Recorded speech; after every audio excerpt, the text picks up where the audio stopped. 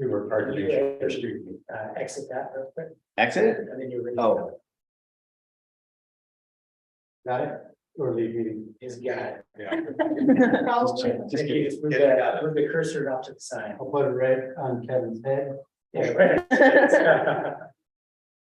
that work? Yeah, we're gonna go. Okay.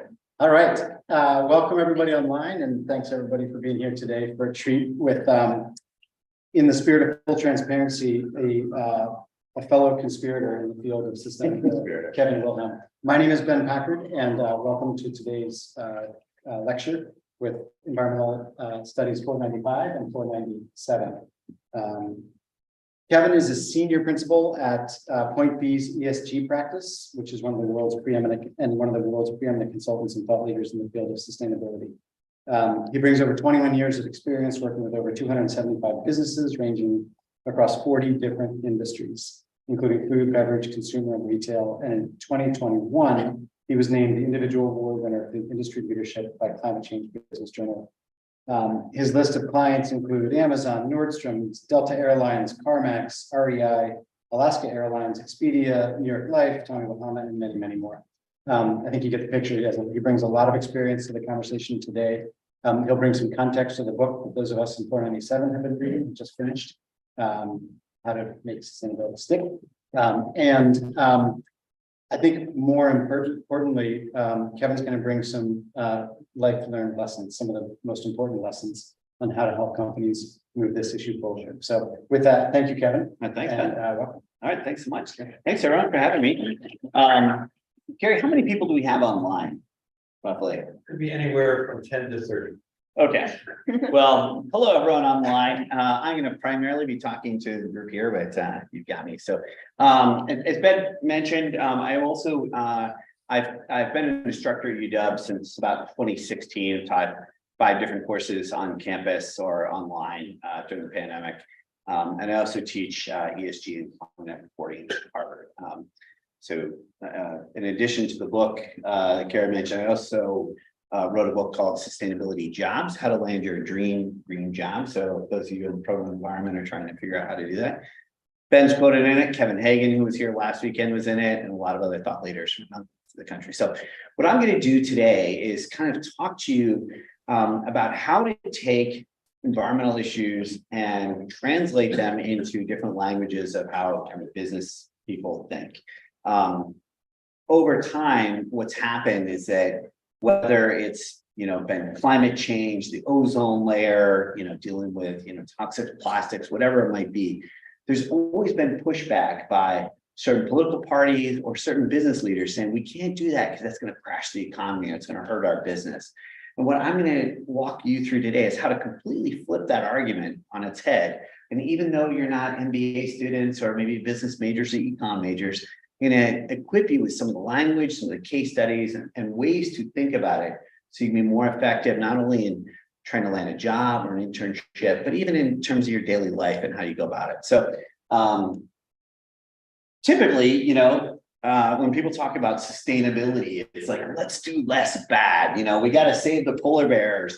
Can't you see that the planet's on fire? And it hasn't really worked. It works with about 50% of the United States.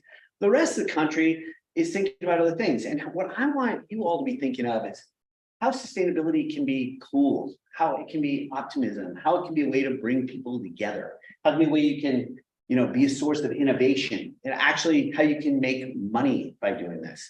Another way to think about sustainability, and don't worry, this isn't an actual shot of the Amazon rainforest, just photoshopped. I just told Ben I was up in Alaska giving a talk, and some woman, well, did you do that? And it's like, it's Photoshop, but really just to show you that there is money to be made by being green. And for so often, when I was growing up, I always thought, okay, I got to work for a nonprofit or a political organization or volunteer for the Peace Corps. I got to do something. I really got to sacrifice, And what we want to do is actually you can live an amazing life and do really well while doing all the right things, while advocating for social justice, while advocating for economic justice, while advocating for the environment and climate change. And so that's what we want to talk about.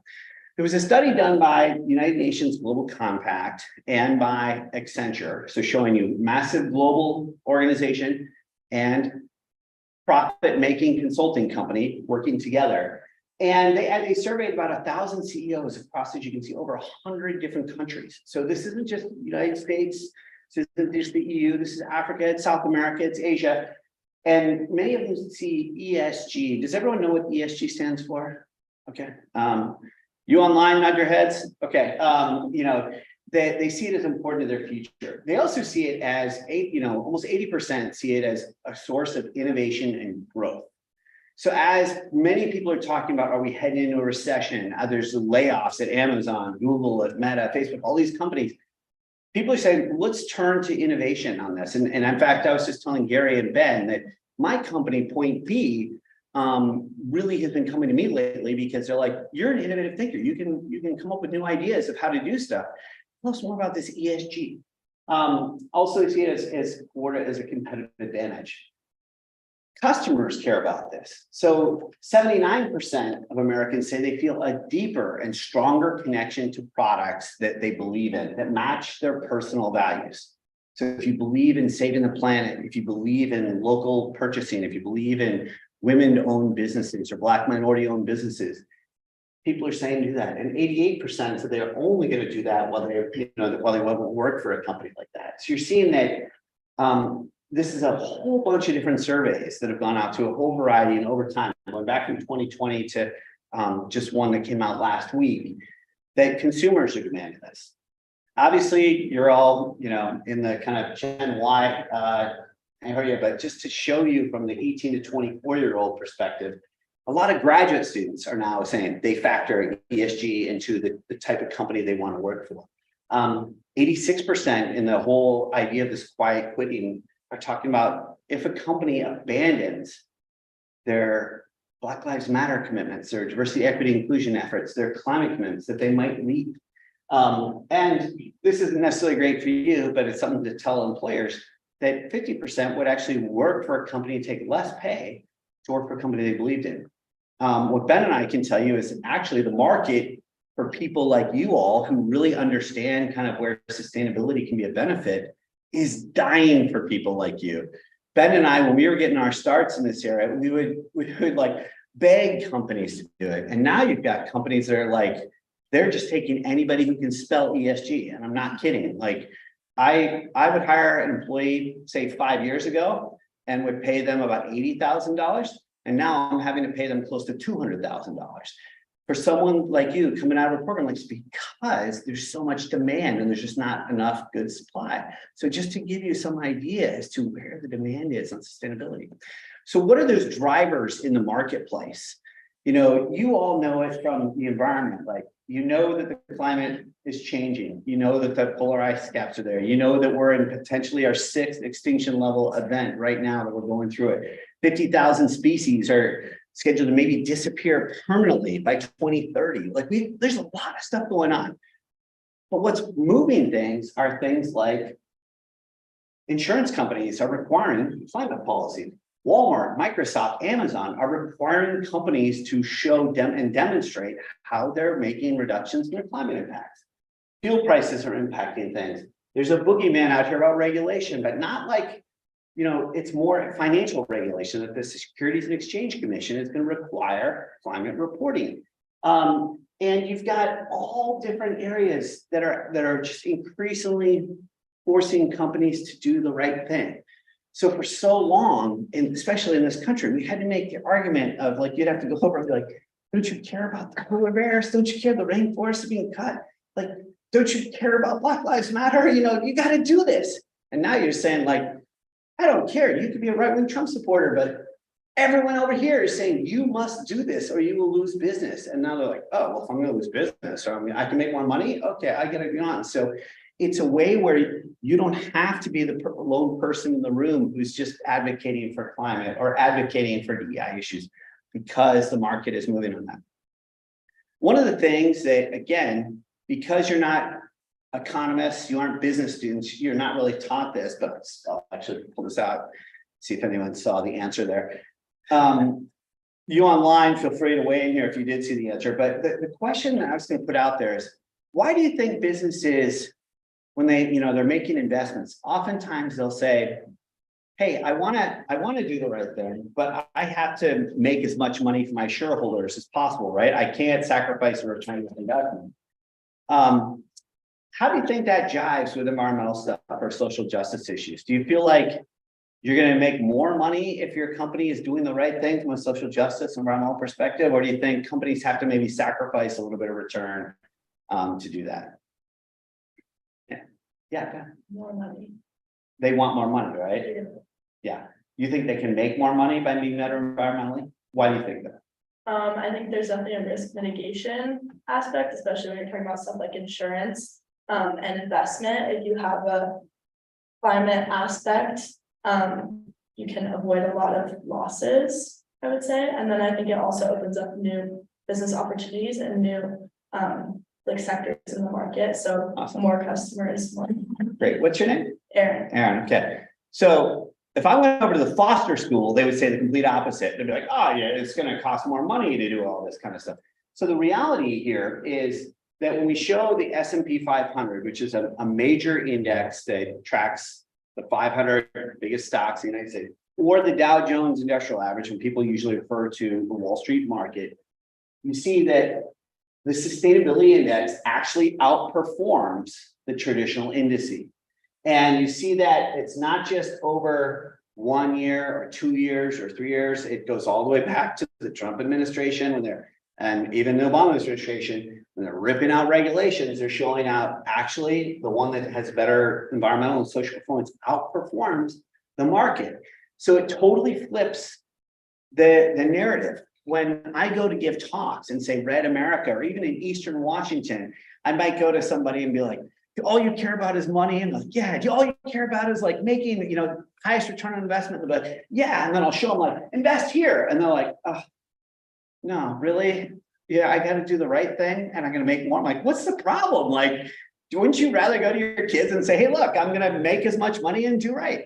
Meanwhile, she might be over there just like on her phone, not even paying attention. You know, you don't even know how this is going, but it's one of those things where it flips that narrative. There's another one here. This is just a couple more slides on that. Insurance companies are getting really involved in sustainability and climate. Why do you think insurance companies care? Why do you think insurance companies care about climate change? Because if things go wrong, they're gonna pay for it. Right. And what kind of things? Like supply chain, like Mhm. not able to make this stuff, or Sure. like climate, or like, yeah, like climate events. Yeah. What kind of, what would be a climate event that, what, sorry, what was your name? Iris. Iris. Okay. What would be a climate event that might impact someone? Wildfires. Wildfires. Someone else give me one. No. Flooding. Flooding. Yeah. Another one. Hurricanes. Hurricanes. Anything else? Earthquakes. Well, drought. Yeah. Earthquakes. Earthquakes, probably not so much. There's probably more geological. If what? If you're in the industry to build things. Yeah, that's true. Yeah. Sea level rise. Yep. Sea level. But see, sea level rise takes a long time.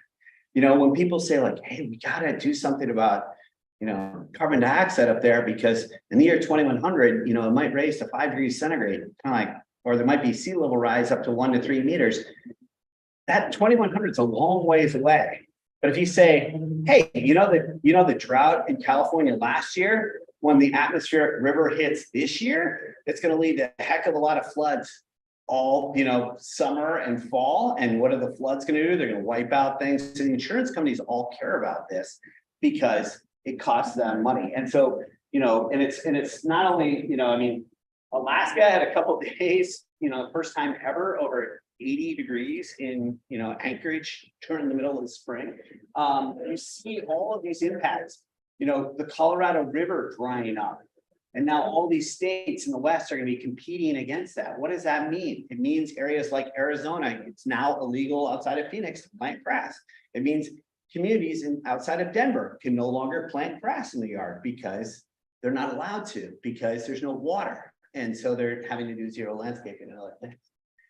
So whose job involves sustainability? You're probably wondering, okay, coming out of program environment, I've been doing a lot of environmental studies. So what jobs are out there? Well, there's actually jobs all over the place because people are needing help understanding what energy prices are doing, or how to handle waste, their supply chain, how to, deal with investors, insurance companies, how they can save money, how they can deal with cost savings, and new regulation, these new carbon markets. So there's tons of jobs out there. And when Ben and Kevin and I were writing this book on sustainability jobs, we found that for every 3 jobs that had a term like sustainability director, sustainability coordinator, there were probably 97 jobs that were like accountant, finance, marketing, just traditional jobs, where if you knew something about sustainability, like you all do from this class and from your major, that you had a much better chance of getting a regular job. So how to think about this? If you think about kind of where is that return on sustainability, you know that by doing the right thing on climate or diversity, equity, inclusion, that might be the right thing to do. How do you sell that within an organization? So you can do that with, we put the circle here like 4 different ways. You can talk about the sustainability benefits, but if you can also talk about the financial benefits, you'll be shocked at how people get out of the way. I've been in rooms with Republicans and Democrats screaming at each other. And when I say, hey, this makes sense for the economy and this will lead to job creation, ideologies drop by the side. Or somebody who says, I don't want to do anything like this. I think if you're advocating for climate change, Nancy Pelosi is going to get rich and I hate her and yada, and I said, gotcha, let's drop the politics. This will put more money in your pocket. You can hire more employees. You can, do these other things. Then the ideology walks away. Brand values, like I was showing, so many brands are now tripping over themselves to figure out how they can work with ESG. And then ease of implementation. How easy is some of this stuff? When you're trying to, if Gary and I were talking right before you all got here about trying to make change on campus. Now, is it easy to get the whole academic faculty to change stuff? Or is it easy to go in here and swap out some light bulbs? And you're on this carpet here. These are interface carpet tiles. It used to be that in the old building, it would just be a major carpet and you'd buy the carpet and when there was a massive stain, they'd rip it up and they'd throw it out. These carpet tiles are leased.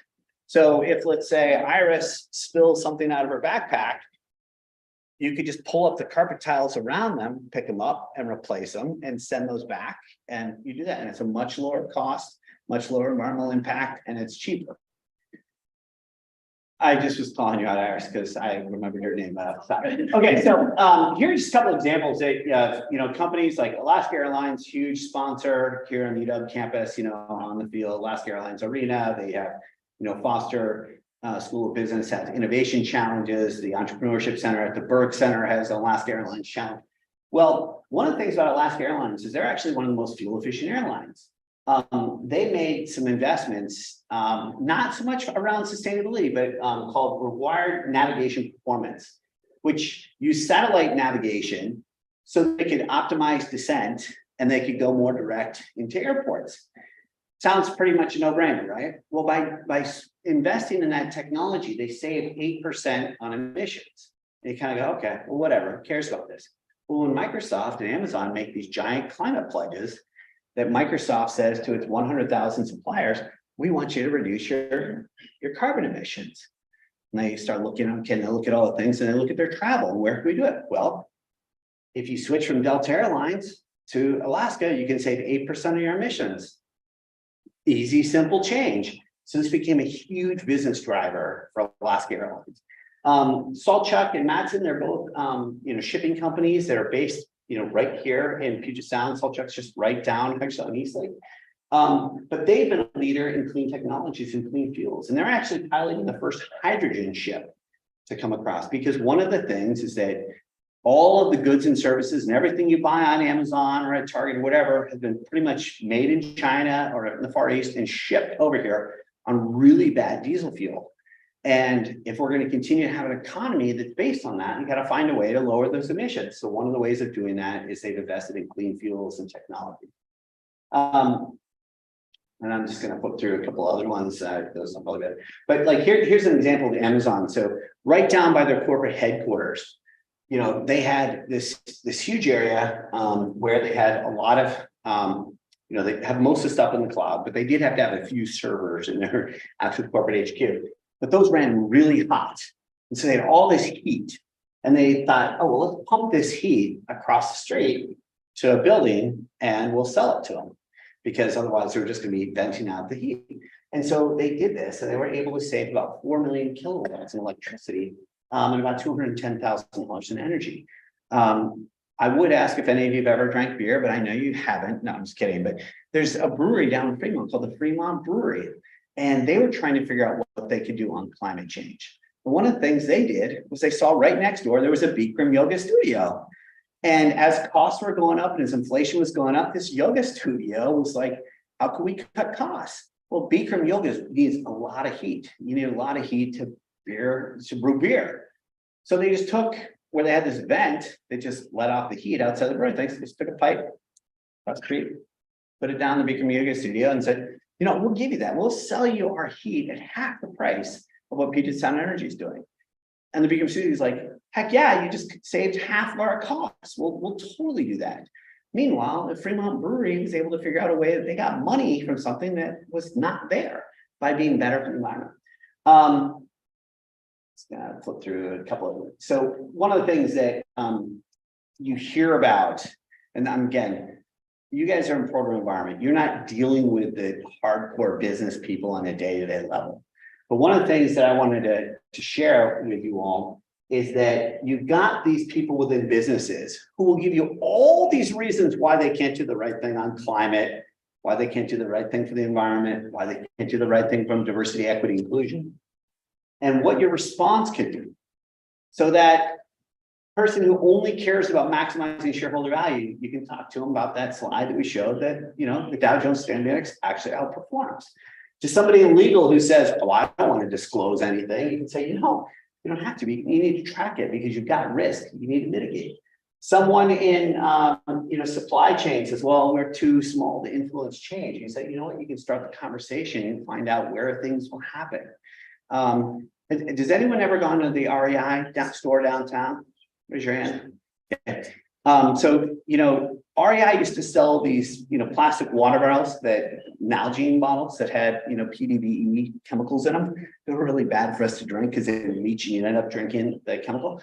And they kept going to Nalgene, which was the largest water bottle supplier at the time. We all had like 10 of these water bottles. And they said, we want one that doesn't have these PET plastics in it. We want one that's not going to be putting in bad things into our body. And they went to their number one supplier. Now Nalgene's like, well, we can't do anything. So went to the number two supplier and like, we can't do anything. They went to the number three supplier, who's like, yeah, we've been waiting for a customer to do that, but can you give us a year lead time? But yeah, we do it. So REI committed to going to that type of water bottle to their third largest supplier. Now you don't even see Nalgene bottles anymore. This entire whole industry shifted overnight because a customer worked with a small supplier to make some change. You all as environmentalists, I want to give you a bunch of time to ask questions and everything. So I'm going to stop here and let you all come in with time with questions, and I'll just, you know, take whatever you've got. So I don't know, Gary, if that's the right time to stop or. It's excellent, thank you. Okay. So the one thing, just to remind everybody as you're asking questions, speak loudly so they all will pick you up for people online. Yeah. I kind of had. Can you, first of all, can you tell me your name and where you're from? Because one of the things that happens is I've given like 700 of these talks and somebody like, oh, I talked to you, but it's like, oh, you were the woman in the sweater. Like, I won't remember that, but yeah. I'm Hannah, Okay. and then I'm from Seattle, Okay. Washington. I know where Seattle is. Thanks for clarifying. Well, I could have had it. I'll just start with one question Yeah. and see if it evolves into two. But Sure. basically, when applying to like sustainable business roles Yeah. outside of college, because that's what I want to do, it's what I've been interested in and Cool. the internships that I had. I find that finding entry-level roles to be quite challenging. Right. And then, I guess in addition to that, are like, what's your best advice there, finding something? But then again, we're talking a lot about where sustainability might be in a business, but there are always very specialized roles because Sure. from a major that's very broad. Right. I'm going into these internships and learning these skills there, but it's not like I have enough to go into some sort of like a sustainable finance position. Right. That kind of thing. So I guess what would your advice be to kind of navigating that Sure. process and finding a role that makes sense? this is the question I get every day. And, trying to quote, get a sustainability job, you could be talking about anything in any industry, so you have to narrow it down. Yeah. So like, if you don't know anything about finance, don't look for that. But if you, are with an internship, what I tell everyone right now is that your classes are super important and your real world experience is equally important. So whether it's an internship, whether it's volunteering, where it's taking an assignment from Gary's class or wherever, and going out and doing it with somebody and gaining experience is super critical, because then you can start putting bullet points on your resume that will have you outcompete the 15,000 other people who are applying for the same entry-level positions. So what I tell people is that depending where your passion is, whether it's about supply chain, whether it's about climate, whether it's about diversity, equity, inclusion, whether it could be about human rights, women's rights, whatever it might be, find a way to have an internship where it's narrowed on that, where you can do something. Like, so I tell people, go to a small business and help them calculate their carbon footprint. Go to a business around town, help them find a way that they can add diversity, equity, inclusion to their procurement guidelines, and then maybe climate to their guidelines, so that you can say that you've done that with an organization. Because 10 years ago, people would hire smart people and try and train them up. Nowadays, they won't. It's so competitive that you have to have those experiences. But yeah, you can't try and be all things to all people. I mean, Ben and I have been at this for 20 plus years. We used to be able to go to conferences where we know everybody. Now we're nobody's when we go to conferences, and we've been at it for 20 years and there's only a few of us around. And so it's hard. Yeah, did you have a question?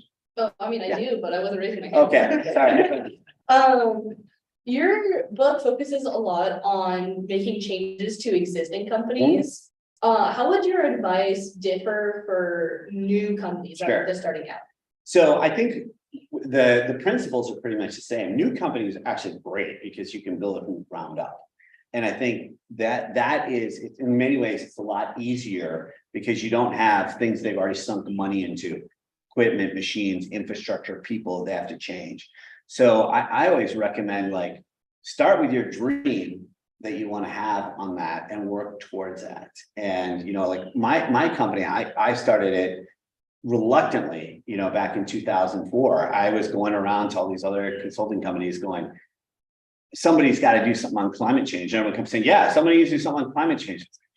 Dude, I guess I got to start a company. But I had that in mind. Like, I wanted to be like the most sustainable company that I could. I wanted to be a place where my friends would want to work here. I wanted to have like the coolest benefits that were out there, and it was easy because I was starting from scratch. When you take it and throw it into an existing organization, A, you have to make the case for why that's going to be good in business. And B, you're going to just trying to change people's behavior and their thinking is pretty difficult. So to give context, I ran a company called Sustainable Business Consulting for 17 years. And I sold it back in the fall to Point B. Point B was like, we want to buy you because we want to be a social purpose corporation. And we want to be all about, advancing, human progress, and sounded great. I was a B Corp. Like, our company had been recognized as the best place in the world to work. Like, not just the United States or important, the best place in the world to work. And when I talk to them now about at Point B, it's like, I'm moving this giant inertia ball, that's really tough to do. Whereas if you're starting out, you can do it. And you can also build things that are doing sustainability in their mission. So, yeah. Oh, Ben. Do I get to ask one? Yeah, of course you do. All right. So I always get worried when Ben asks me questions because I don't know where it's going to go. So in the spirit of, even though first impressions can often be wrong, Yeah, many of these students are going to be doing a final project. They picked a company, great. they're assessing, they're applying some of the frameworks from your book, they're trying to set what kind of pieces are in place or missing, giving them. Sure. If you were looking at a company that you've never heard of, it's probably hard to imagine. Sure. Because you've heard of a lot of Yeah. companies. Never. What are 3-5 things you first look at to say, Yeah. is this, integrated account, is there Yeah. accountability, thinking about some of the. Sure. What is your, quick. Like go to quick assessment. Yeah, what 3-5 things you look at? So first of all, there's tons of companies I have no idea about, like I get called and I'm like, I've never heard about them, and then like, oh, they're like a $10 billion company, and I've never heard of them, it happens all the time. The first thing I do is, and it's probably, you know, aha, or not aha, it's like, yeah, duh, actually, for a lot of you. I look on their website, see if they have a dedicated sustainability or ESG page, look to see if them on that, you do a quick read through it, see if they've got a report, and do they have one report, do they have three, do they have five, you know, ones that have multiple reports, there's a lot more credibility because the first time you do it, you've got to figure out how to do it and everything, and by year three, you're kind of done telling the same messages and you got to actually show some progress. You look to see if they've made a commitment on climate, diversity, equity, inclusion. Now, one of the things that we're up against 2023 is in the summer of 2020, when Breonna Taylor and George Floyd were killed, every company realized that their diversity policy was not enough. So everyone ran to announce our commitments, diversity, equity, inclusion, Black Lives Matter. 3 years later, most companies haven't done anything. They did initial training. They did a couple of, book groups on, within the organization, but they didn't actually make massive, meaningful change they all committed to. So what I like to do is you look at their commitments and then see what their progress has done. And that is a real way of saying it. So let's say Iris is looking at an organization. It's like, yeah, we signed the Amazon Climate Pledge. Then you go and see what are their goals and you read the reports. What have they done? And, a lot of companies, that we work with in the retail sector, as soon as Amazon came out, they signed the pledge. Woo, signed it. Like, then they talk, okay, Kevin, how do we get to 50% reductions by 2030? I'm like, you can't. Your business model doesn't do that. Shoot, I wish I had known that before I signed it. So then you look to see what they're actually doing. So some of it is look and see on their page, see if it's there. And then the other thing is, then when you get out of the sustainability, go into the rest of the organization, the about us, who we are, and see if the same language shows up. I've got a client right now in the retail consumer space that they were like, "Ooh, we got our sustainability page." I'm like, yeah, but what about when people go to your main page and it says nothing about it? And they go to your services, it says nothing about it. And you go to your history and it says nothing about it. Like, you're not integrated at all. You're saying you are, but you're not. My company, oh, this is being recorded. Never mind. I'll tell you when I'm not online, but let's get another question. How about you? You got any questions? Yeah, sure. Do you have any plans on another book? Another book? So I've got an 8-year-old, so no, not right now, but I always have something kicking around in the back of my head. And one of them that's kicking around is actually on company culture and like walking the talk, because I'm getting completely frustrated by all these organizations that made these commitments. And then I'm coming in to consult to kind of quote unquote clean up their mess. And I'm like, it's not that hard. You make a commitment and then figure out how to do it. And what those benefits are, and how I think a lot of you all as future job seekers will seek that out and snuff it out pretty quick. Like I was having an organization that was like, yeah, we're gonna just do everything we can. We know millennials and Gen Z and Gen Y, they really care about the sustainability thing. So we're just gonna talk about all our great stuff. I'm like, well, you can't do that if you don't offer healthcare benefits, because come on, like, when do you do that? Or you can do that, but what if you do that and you pay way below market rate and someone can't afford to do that? You can't, your values don't line up. And so I think that those are some things that I actually don't know. This book right here, How to Talk the Other Side. This is a passion project and Ben knows about this. So heading into the 2019 prior to the election, I was just so disheveled with the country and how people are falling into Democrat, Republican camps and their ideology, and no one was talking to each other. And in my day-to-day work with sustainability, I found it's really easy to get people to talk to each other as long as you don't have the ideology. And so I went to Trump rallies in Idaho where I thought I was going to be murdered. I mean, seriously, like I went to places in Eastern Washington where I didn't drive my Prius, my electric car. I stopped and rented a pickup truck and changed clothes and went in and met with these people. I went to Appalachia to talk to coal miners. And what I found was they'd be like, oh yeah, the Democrats are trying to ruin us and the environmentalists, these are coal miners in Appalachia, West Virginia. And I'd say, well, tell me like what's really behind it. And with every single, whether it was somebody in Seattle or somebody in Eastern Washington, when they're in Oklahoma, when they're in West Virginia, everyone, you would ask them about, so these the coal miners in West Virginia, like, why are you so, what's got you? Oh, the environmentalists, they want to take away our livelihood and our history. Why? Well, what's behind that? And they would be like, well, we know that coal's going away. We don't want our kids going and working in mines. That's why I'm working in a mine so that they don't do it, because it's really bad. And my whole family has black lung disease. I'm like, and what's behind that? Well, because the jobs are going away. We've lost, many businesses in our community, and we lost our tax base. There's been a rise in crime. There's more meth in our area than we've ever seen. And we feel like our community's falling apart. That's what they cared about, not Nancy Pelosi, And so then when we started going to, well, what if we could find you higher paying jobs that didn't involve black lung disease? What if we could retrain some of your coworkers to be solar roof installers, and they could earn a new trade, a new job that could then move into carpentry and other areas? They could have medical benefits. They could do all these things. It would bring income back in the community. You could pay, your teachers better. You could hire more police. You could actually create drug intervention programs. They're like, yeah, that's totally what we want. But because things have been so shifted on Republican Democrats, I was up in Alaska, and the first thing they said was, you're a lower 48er, aren't you? And I'm like, a lower 48er, what the hell is that? You mean I don't live in Alaska? You're right, I don't live in Alaska. Oh, well, we're different up here. We're highly proud of Alaska, and we're proud of our oil. I'm like, yeah, but is there, and then I'd say, I hear you, that's great. I'm super psyched. Why do you live in Alaska? We live here because we love to hunt, we love to fish, we love the outdoors. Okay, so there's alignment. But you know what? I'm expecting you to come in and tell us how oil companies are really bad and we get oil. I'm like, how much money do you get from oil? Well, it's not nearly as much as we used to. Well, tell me about what does that mean? Well, we used to have this big check that we got from the state. We don't get as big a check anymore. I'm like, what if you could get a big check back from the state? That'd be awesome. And I could send my kid to private school, I could pay for daycare, all these different things. And you started to unpeel what was really behind the issues. And I feel like that is the missing ingredient with communication. I think, Kevin Hagan talked about being a multilingual communicator within an organization.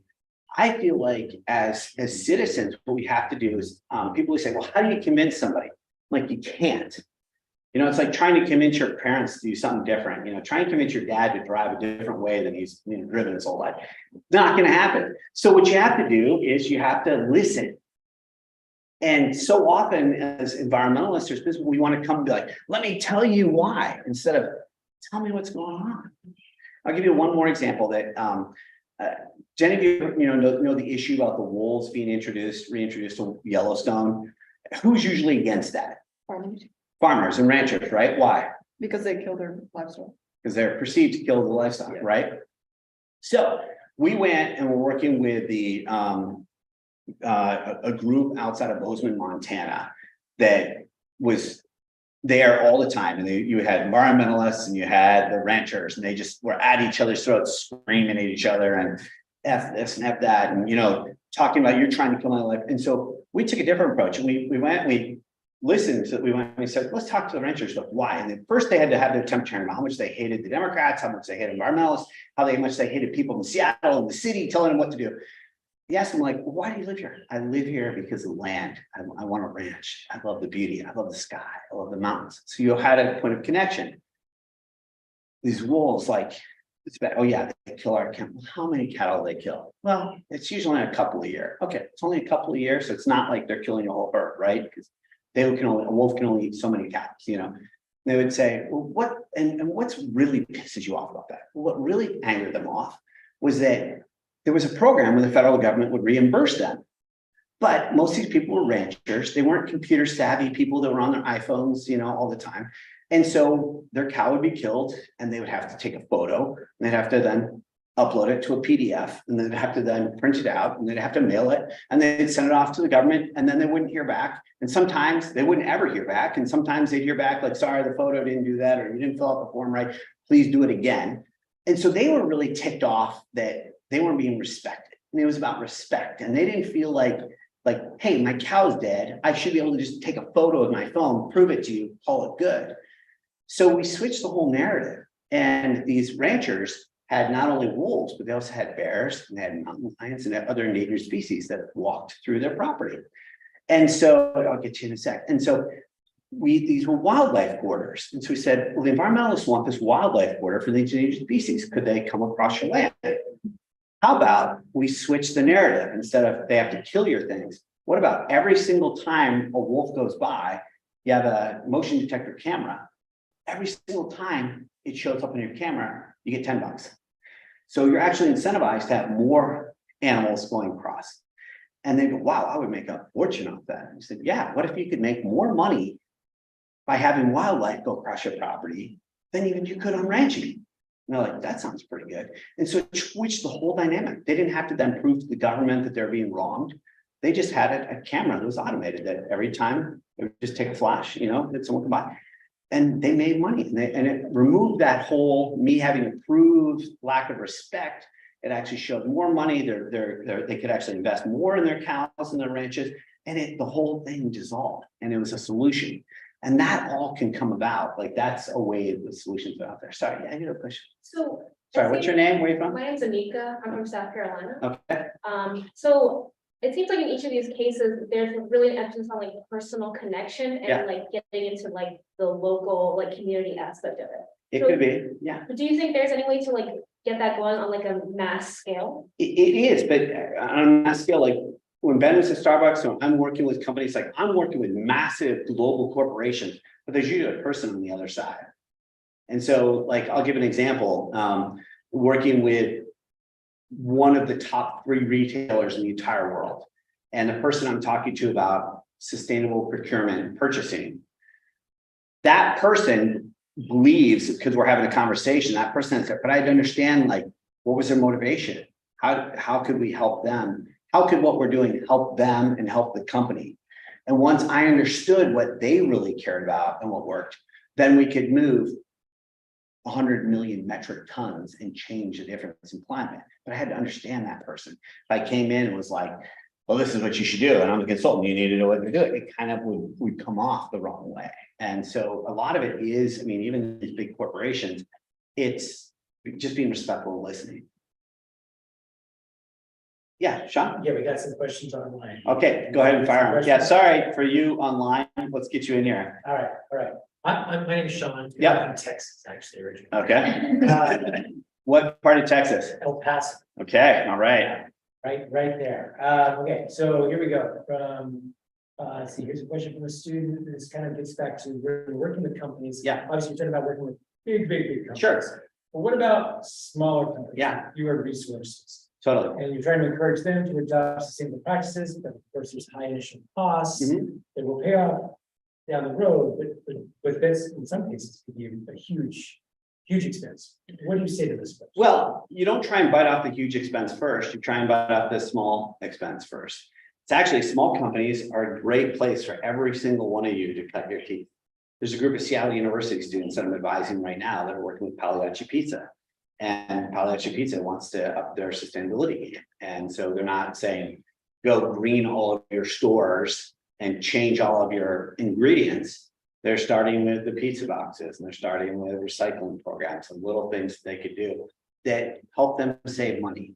And so what I always say is, whenever you're with an organization, if you can, especially a small organization, start small, start on something that's tangible, start on something that will save them a little bit of money. And you can use those wins to then take on more projects. Go ahead, next What, another question? Yeah, Okay, here we go. Here's another question. Still from Texas. it's fine. So El Paso, for is like right on that corner where UTEP is, and you're actually in the mountain time zone, right? You're not in the central, the rest of the state, yeah. Yeah. Right there in the corner. Okay, so, Okay, here's a question from Jonah. What strategies do you have for transitioning from a more traditional business role to a specialized role with emphasis on sustainability? Well, if you're going from a traditional role to a sustainability role, you gotta know your stuff. I think a lot of people, I mean, I catch this all the time. I get people who are in their 40s, even in the 30s, and say, no, you know, I've been working at company X, now I want to do something in my life and I want to match my values. I'm like, okay, well, in what way are you going to do that? And so if they, let's say we're in marketing or finance, they probably want to pick up the sustainability aspect within that sector first, as opposed to trying to become a generalist.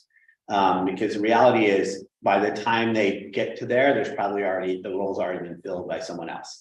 And so I tell people where your strengths are and where your passions are, if they line up, that's where you put sustainability in. You don't try and be a marketing person and become a sustainability coordinator. It's going to take a lot to get there. So what you might want to do is first cut your teeth in sustainability marketing and get really good at that, and then build them. Next question, Sean. Next question, this is from Sophia. Staying up to date, what kind of resources do you use to keep yourself kind of apprised of what's the latest and newest? Yeah, important thing? That's the toughest thing. Oh my God, there's so many things. Like when Ben and I were getting started, he was the chair of the Seattle Chamber of Commerce Sustainability Committee in 2004. And you're going to die. We used to actually have a paper publication called Sustainable Industries Journal. We got once a month, and that was pretty good. Now there's like 1,500 things that are happening every day. And so a couple of different resources I go to. ESG Today is a great one. It tells you everything that's happening kind of in the reporting space, what's happening in Europe, what's happening in the regulatory space.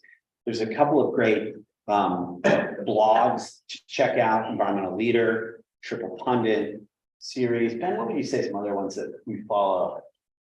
Greenbiz. Yeah, Greenbiz. Yeah, Greenbiz and Sustainable Brands. Sorry, the most obvious ones.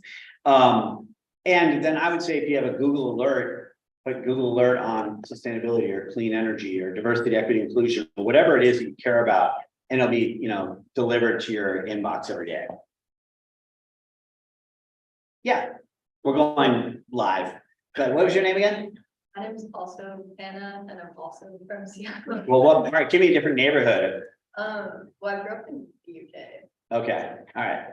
That's not a neighborhood in Seattle, but I'll let you do it. Hannah, what part of Seattle are you from? Suburb area, so outside of Seattle, Redmond. Redmond. Say Yes, we've nobody heard of knows. Redmond. Okay, I live in Seattle. I might have known where Redmond is. All right, yeah, go ahead. Other Hannah from the UK. So Kevin Hagan talked about like community impact metrics, Mhm. and we read your book and it had like metrics. Yeah. But the social metrics were more like employee, like internal focused. Yeah. As opposed to like external. So Yeah. I was wondering, like, would you consider adding that to sustainability metrics? Oh, absolutely.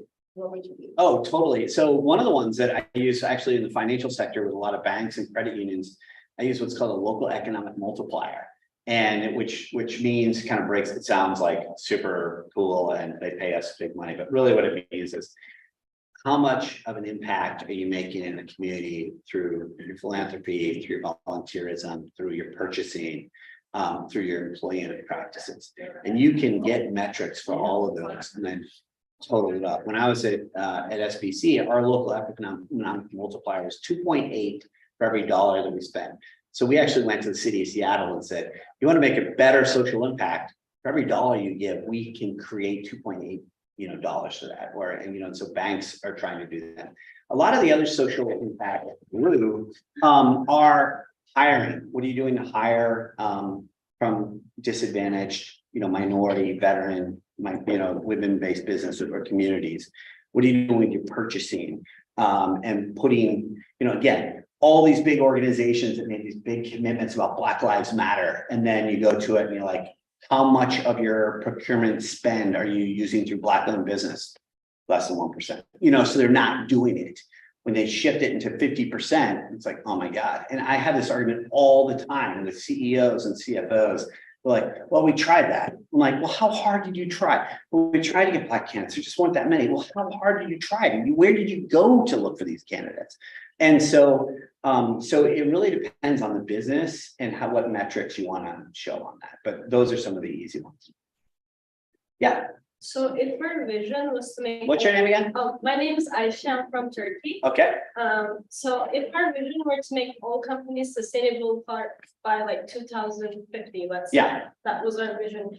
How do you change people's ownership mindset? And what I mean by that is that usually people rely on their leaders if the client wants to make those sustainability decisions. Right. And little L leadership or like people who are in smaller positions maybe don't feel like they can do anything to contribute. Right. Like smaller companies are like, well, we don't really do impacts or we don't Yeah. really cause a problem. So what should we change? Yeah. Maybe they ask those questions. So how do you change their? Yeah. So that slide that I put up there, and it's actually in chapter 1 of Make It Sustainabilistic, where I lay out all those different industry things that are pushing on businesses to change. Those can be some of the things that get organizations to change. One of the examples I had was actually Dairy Gold, which is a big dairy provider. If you go to any grocery store here, they're one of the big milk things. So we were working with them, this is years ago, and to try and be more sustainable, because one of their biggest customers is Walmart, about $60 million of their $100 million business. And they had this jug, almost a square milk jug, which you don't see, but it could stack more milk in it, and it was going to go there. And Walmart's like, we love it. We would buy more of your milk. In fact, we would give you an exclusive contract globally, but we need you to do a carbon footprint on that. And so this is when I was just getting started. I think I charged Dairy Gold $5,000 for this carbon footprint. And they couldn't get me the data. And it was right around this time, it was like May, and then June, oh, kids are getting out of school, we can't do it. July, oh, a lot of people on vacation. August, okay, it comes to Labor Day.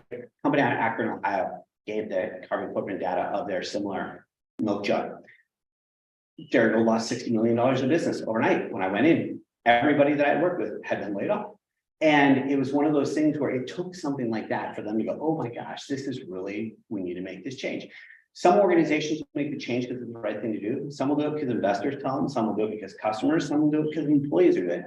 The good news is for you all is that your generation all cares about it. You get it, So when you're worried about 2050, no worries, you're gonna be in charge. All the old geezers will be dead. And so that's not the best solution if you're like mass die out, but that's not. I know I'm almost at time. I see Ben getting up. I see people leaving.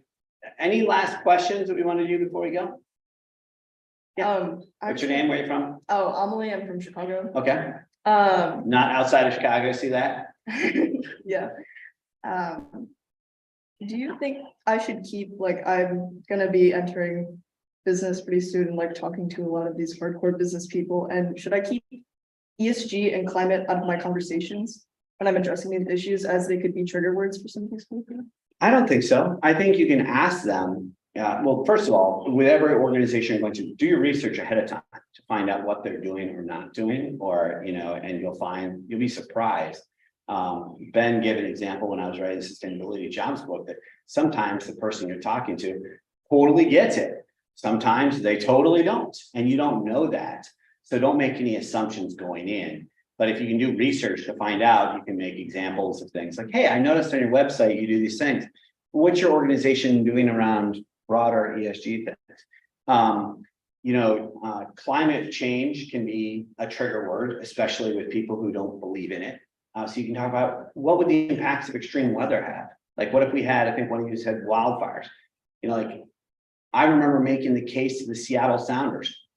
Climate change matters to you. How so? What about forest fires? Well, how so? What about all of your camps having been canceled in August of 2020 because of the forest fires?